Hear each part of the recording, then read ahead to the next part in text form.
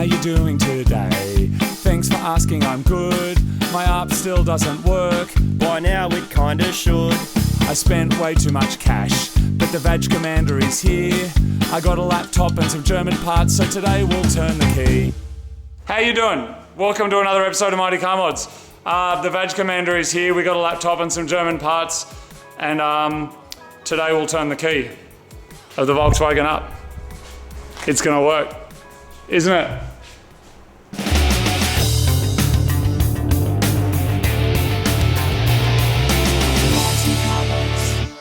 Welcome to another episode of Mighty Car Mods. Today the build of the Up continues. A couple of little bumps along the road. This here is the combination switch and clock spring from the Volkswagen Up.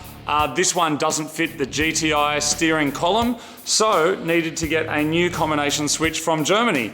That has arrived, but the German combination switch doesn't include the clock spring because they've changed something since then. So this here looks different, but what we have found out is that the clock spring, because it's used in lots of different cars, is available locally. So one of these is on the way now from Volkswagen in Campbelltown. Thank you to Jamie for organising that. That's getting sent up, we'll add that to that. And then finally, I think the steering column component will be done.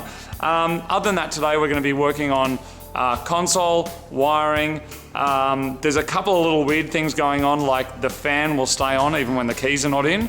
And the other weird thing is the lights back here, the reverse lights are always on. So a few like little things like that. But we are getting close. Some O2 sensors have arrived. They are also German specific, so they have come from Germany.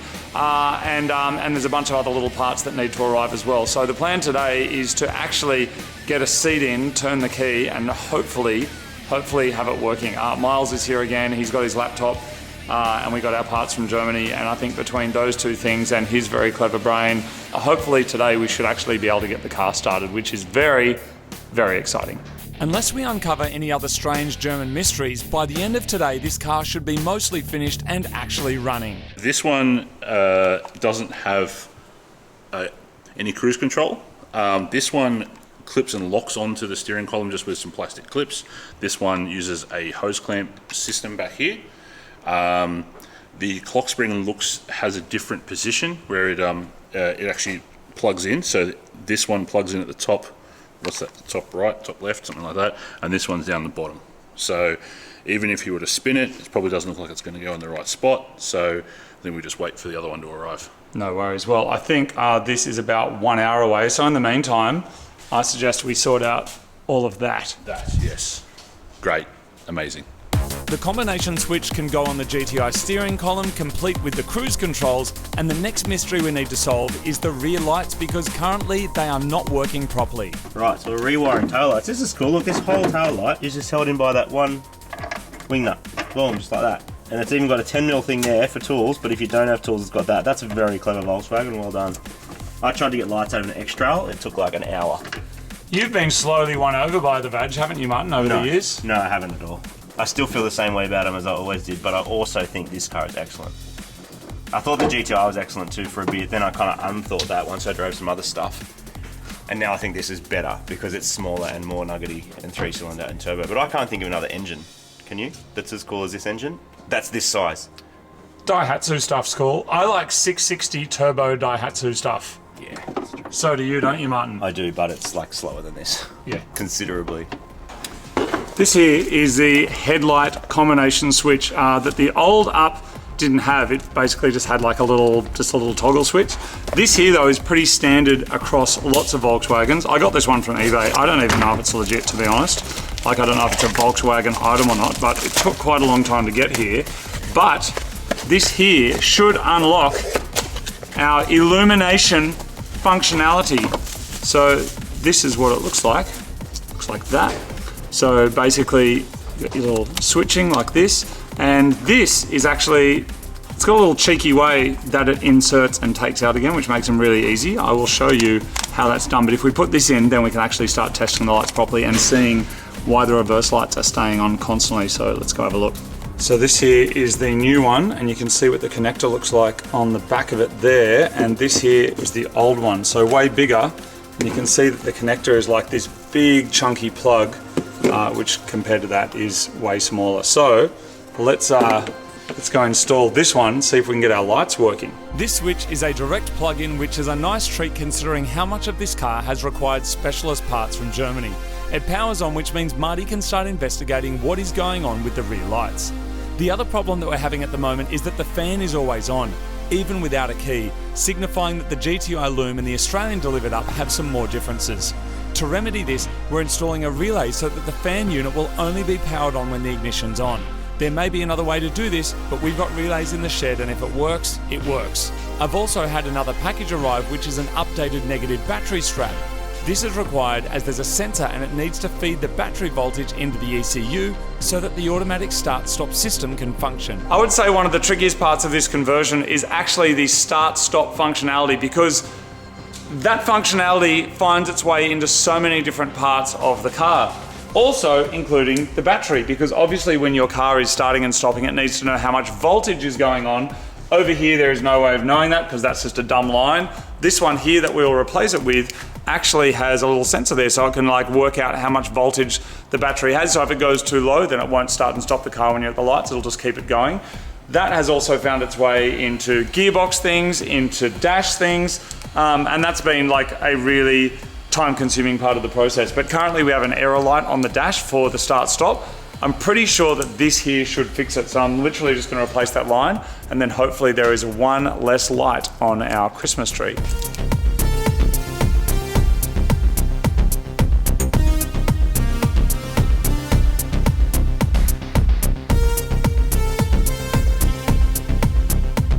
Here we have overnight parts that weren't overnight from Germany that's actually made by a Japanese company in Thailand, sent to Germany and then to Australia, because this particular part doesn't exist in Australia, probably because it's calibrated specifically for UPS or cars that we don't get. It's got 6 pins, it's a wideband oxygen sensor, the same thing as what we install in stuff aftermarket when we put Haltex and other ECUs in. That's the thing that you need to get an accurate reading of what the air-fuel ratio is in the engine. And the badge needs it too. So we've never had to get one from another country though, have we? I don't think so. That's the first time we're like, let's get one of these sensors from Germany. I don't think so. And to put it in, you need a 22mm socket or spanner, but I highly recommend jumping online or going to Supercheap or a tool store and getting one of them. This is so cool because it allows you to like put the oxygen sensor in there like that and then wind it in, because often these are very tricky to get in and out. This one you couldn't actually do with a spanner. You need this tool, special tool, to do it. So I put on there 2202. They're almost always 22mm. So this goes in the back of the dump pipe up here. Hey Martin. Hello? Just stand up for a second. Are you deliberately wearing that to be smartass? I was trying to find as much Honda merch as I could.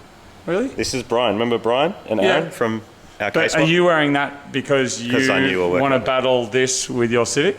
No, because I knew that we were working on Volkswagens, and the Honda people would be sad about it, but now they're not because it's VTEC, and it's like, yeah, Marty loves VTEC. That stands for Volkswagen's awesome. Did you know that? Our special German O2 sensor from Thailand that was made in Japan and shipped to Australia has been installed, and now we can get on to finishing off the fan wiring and our tail lights. After that, we'll be moving on to something I'm very excited about, that is installing the GTI interior. So the fan used to work even when the key was off. Miles has now added a relay, and we're going to do a little bit of testing and see how we're doing. So shall we hit some fan? So turn the ignition on, and then hit some fan. Fan's on. Yeah, dude. Now, if the key's off, though, that should turn off. Yeah! Yeah, Miles knows what's up. Badge Commander! Ultimate badge man.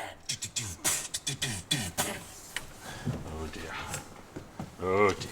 We think we've got the wiring for the lights sorted, but the right one comes on and then turns off randomly, which is a bit weird. Wait, what? It went on and off. Did you see that? Yeah. Oh, here we go. Yeah, they're just reversed. Why is the wiper? Oh, the wiper's going off because you're reversing, and it rains in England. Oh, yes. That's right. Dude, they're backwards. Yeah, so that should be pretty this easy. and this. And yeah, hit the brake, put it in reverse, then hit the brakes. Oh, put it in reverse. Yep, and now hit the Now the brakes. brakes. There you go. Brakes on and off.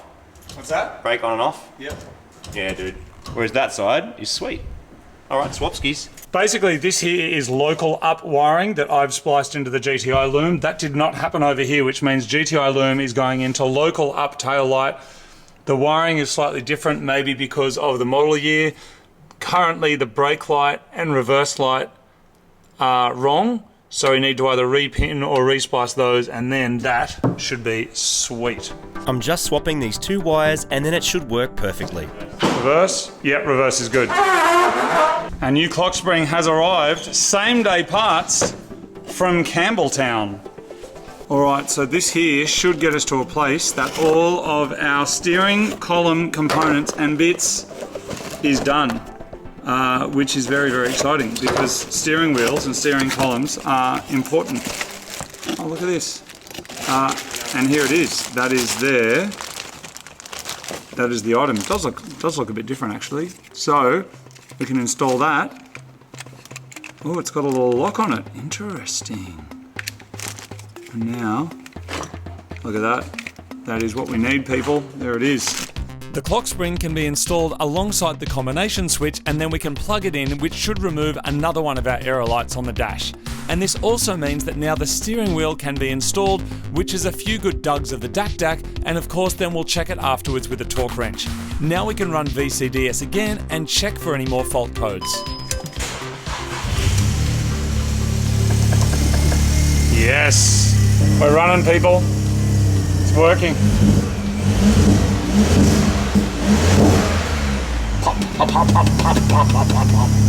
It's happy now.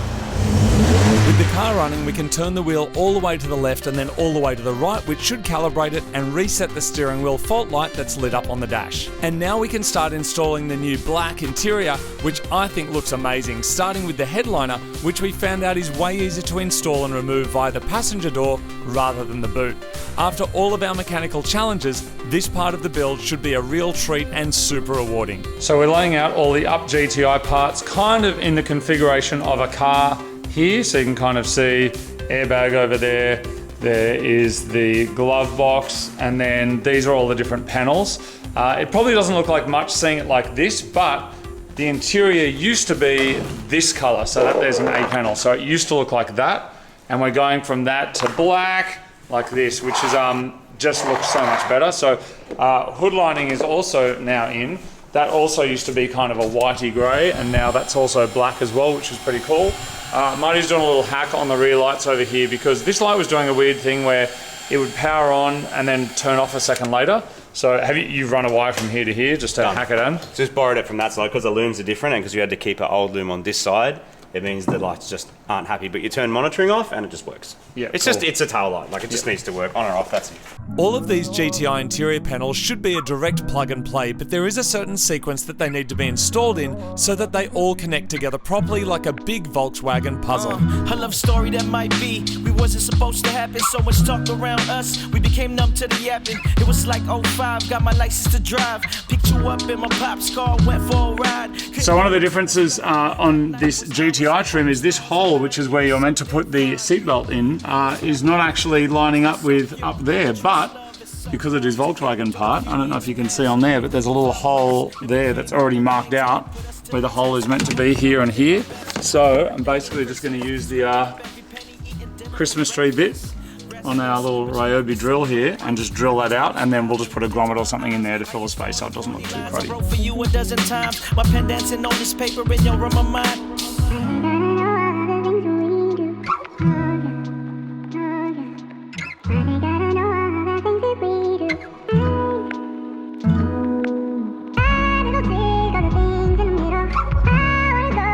Check out how good it is looking in here. Black hood lining, black pillars. These parts are in now. So got to do a little bit on this side. I don't have the little covers for this, so they're just going to stay white, but that's fine. Look at it go, people. What a transformation. If nothing else, get a GTI interior. Used to say, love, please keep your chin up. Everybody been asking what happened, it's the past now. I'm quick to change the subject and hide it behind a laugh now. Small town girl with big dreams and you chased them. They said everything they... Most of the trim pieces are in, so now we can start putting in the seats. And look how good the GTI tartan is. Everyone loves it. Everyone. Everyone. You love it? I love it. It'll always be what if we were forever after. A lot's changed and we can never go back. But if we had the chance, I just wanted you to know that.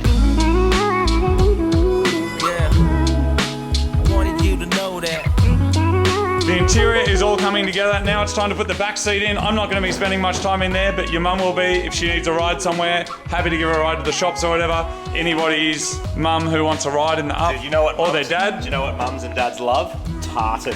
Look Yeah. at the tartan, dude. It's ridiculous. Look at the blackness. In Look at the homage tartan of it. to the original GTI-ness. It's so good. It's kind of better than an original GTI in a lot of ways. Not Hey, the same. what do you call this? What tool is this? Hammer fist. Yeah, it's the Volkswagen Hammer Fist. I've just been doing that all day. Have you? Like everywhere, you're just like boom, like just doing this constantly. Like, have you been doing the same, Miles? Yeah.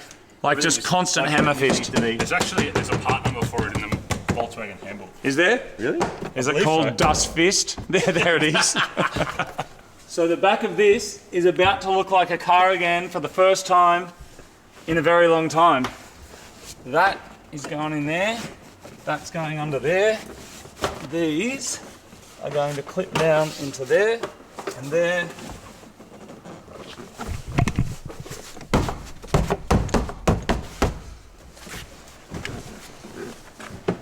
Looks good, man. You? Someone's mum. Going for a test drive. I'm so stoked, dude. I'm so excited. How good's it look? Can you tell how excited I am? But it looks like so. Black interiors just look mad. I know all the journos go, the black makes it feel like you're being enclosed, and I don't like it because you just need something to not like. Hey Martin, here's the other thing that I don't quite understand. Reviewers talk about scratchy plastic. How often are you kind of... you know what I mean? Like they go like this is what they always do, watch this. Oh, scratchy plastic. Scratchy dick. What does it mean? What are dick nits called? Crabs. Aren't they called lice? Pubic lice? All the above. You ever had them? No. Me neither. What? Someone in here did. So the pillar trims from the Australian delivered up, like They're everything not was- different. They are. Oh, come on, mate. Yeah, the bolts are in the wrong orientation. Well, they're one angle grinder away from fitting. There are a couple of zip ties and some Yes. 100-mile-an-hour tape from fitting. Is that because this is screwed in this way instead of this way now? Yeah. So Yep. that because the combination switch is different, then this doesn't fit. So it's just this never-ending. Great. Yeah. Show me where to cut. This here, unfortunately, doesn't fit. I'm gonna have to find this stuff either from a wrecker or from Volkswagen. Goodbye. Go on, Martin, just say it. Go on, Martin. Go on, say it. bin!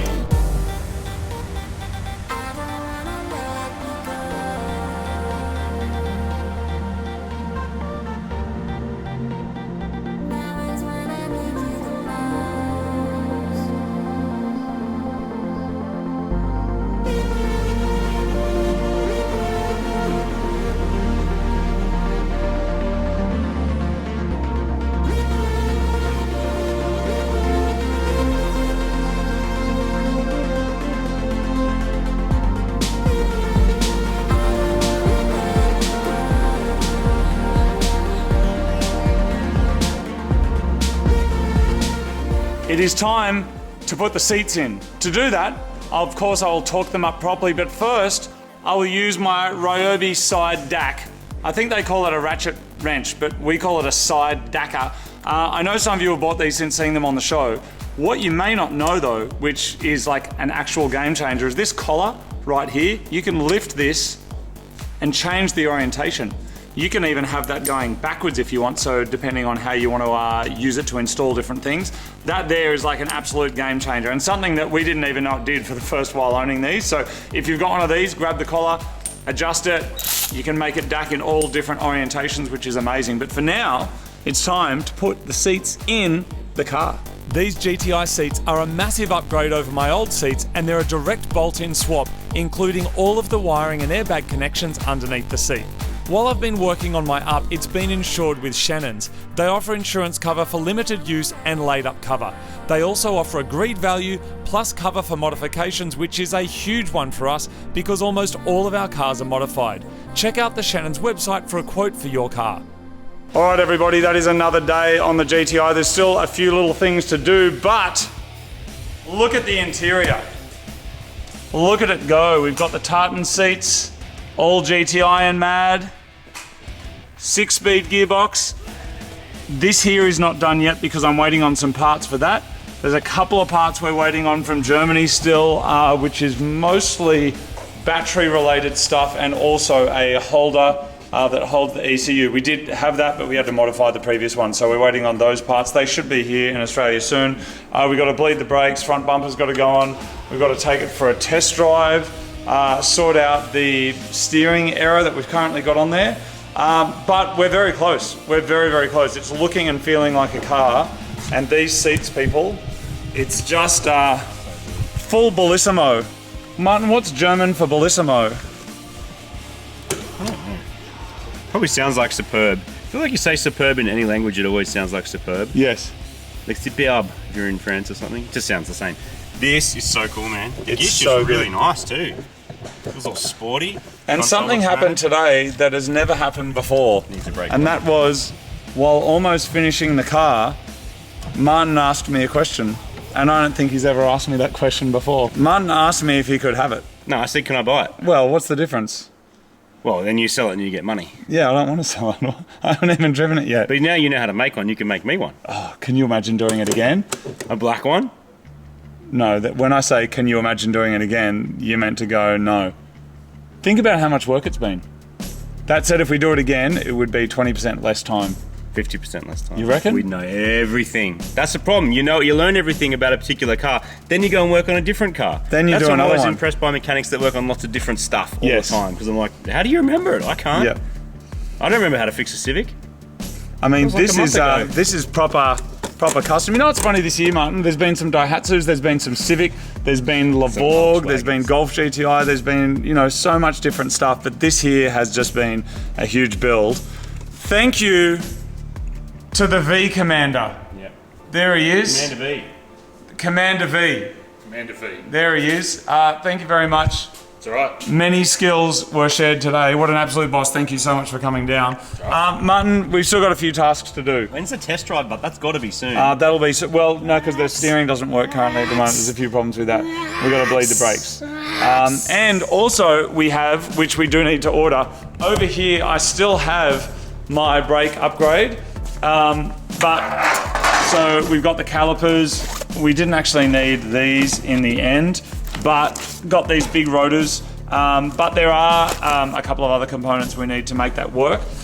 So at some point there will be another part of this build, which is basically the brakes and the wheels and stuff. But anyway, that's where we're up to for now. And thank you to the V Commander and to Martin. Bye.